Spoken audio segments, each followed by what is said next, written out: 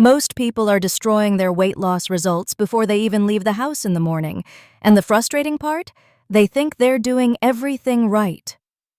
Today, I'm going to show you exactly what the best breakfast for weight loss actually looks like, why the advice you've been following is probably backfiring, and the specific foods that will change everything. Stay with me because the mistake most people make is coming up in just a minute, and it might completely change how you start your day. Let's talk about what's happening in your body every single morning when you wake up. After a full night's sleep, your blood sugar is naturally low, your metabolism is waking up, and your body is in a state where it is primed to receive nutrients. What you put in during this window sets the hormonal tone for the entire rest of your day. That is not an exaggeration. The food choices you make at breakfast directly influence your hunger hormones, your energy levels, your cravings at lunch, and even how many total calories you end up consuming by the time you go to bed. So getting this wrong does not just hurt your morning, it creates a domino effect that works against your weight loss goals all day long. Here is the big mistake that most people make. They go low-calorie at breakfast. They grab a small yogurt, maybe a piece of fruit, or they skip it entirely because they think eating less in the morning means losing more weight. Some people go for cereal because the box tells them it is healthy. Others drink a glass of orange juice and call it a meal. And then there are the people having granola bars on the way out the door, thinking they made a responsible choice. Every single one of these approaches has the same fatal flaw. They are low in protein and high in fast-digesting carbohydrates. That combination spikes your blood sugar, sends your insulin soaring, and then causes a crash that makes you ravenously hungry within a couple of hours. You end up eating more overall because your body is running on the wrong fuel source from the start. So what does the ideal breakfast actually look like? 3 things: protein, fiber, fat. When you combine these 3 in the right amounts, something powerful happens. Your hunger hormones shift in your favor. Specifically, you get a reduction in ghrelin, which is the hormone that drives hunger, and an increase in the hormones that signal fullness and satisfaction. You feel genuinely satisfied for hours. You are not fighting willpower. You are not white-knuckling your way to lunchtime.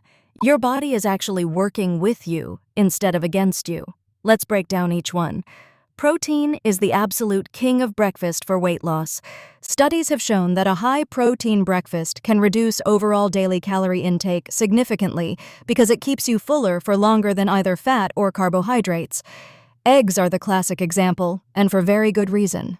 They are incredibly nutrient-dense, they are packed with protein, and the research consistently shows that people who eat eggs at breakfast consume fewer calories throughout the day compared to people who eat a high-carb breakfast with the same number of calories. Greek yogurt is another excellent option, particularly if you choose the plain, full-fat variety. Cottage cheese is having a serious comeback for this exact reason.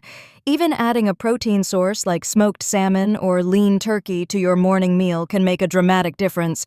Now here is where fiber comes in and why it matters more than you might think. Fiber slows down digestion, it creates a physical sense of fullness in your stomach, it feeds the beneficial bacteria in your gut, which research is increasingly linking to healthy weight management. Where do you get fiber at breakfast? Vegetables are actually one of the most underused breakfast ingredients. Throwing spinach, peppers, or onions into an egg scramble takes 2 extra minutes and completely transforms the nutritional profile of your meal. Berries are another excellent fiber source that also happen to be low in sugar compared to other fruits. Oats can work well here too, but only if you are eating actual rolled or steel-cut oats and pairing them with sufficient protein. Plain oatmeal on its own is not going to cut it. The third piece is fat, and I know some of you just got a little nervous when I said that. Dietary fat does not make you fat. In fact, healthy fats at breakfast are one of your most powerful tools for sustained energy and satiety. Avocado is probably the most well-known example here. The monounsaturated fats in avocado slow digestion, help stabilize blood sugar, and keep hunger at bay for hours. Nuts and nut butters work similarly. Cooking your eggs in a little butter or olive oil is not something to be afraid of. The fat helps with absorption of fat-soluble vitamins and contributes to that feeling of deep satisfaction after eating. Now let me give you a practical example of what a genuinely effective weight loss breakfast actually looks like. 3 scrambled eggs cooked in a little olive oil, a handful of spinach mixed in, half an avocado on the side, and a small bowl of mixed berries. That is it. That breakfast is going to keep you full and energized for hours. It is going to keep your blood sugar stable, and it positions your body hormonally to burn fat and resist cravings throughout the morning. The total time to make that? Under 10 minutes. Another excellent option, if you prefer something quicker, is a Greek yogurt parfait done correctly. Full-fat plain Greek yogurt, a scoop of protein powder mixed in if you want extra protein, a generous handful of berries, and a small amount of walnuts or almonds on top. That combination hits all 3 pillars and takes about 3 minutes to put together. Let me address one more thing because I know what some of you are thinking. What about intermittent fasting? Skipping breakfast entirely? Look, intermittent fasting can absolutely be an effective strategy for weight loss. If that approach works for your lifestyle and you are doing it consistently, I am not here to tell you to stop. But if you are not doing intentional intermittent fasting and you are just skipping breakfast because you are busy or because you think eating less early means losing more weight, the evidence suggests that is working against you. You end up more hungry later in the day, you make worse food choices, and your metabolism can actually adapt in ways that slow down fat loss over time.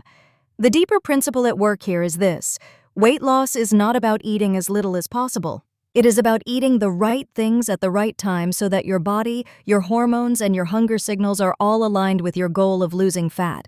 Your breakfast is the most strategic meal of the day because it sets the hormonal and metabolic foundation for everything that follows.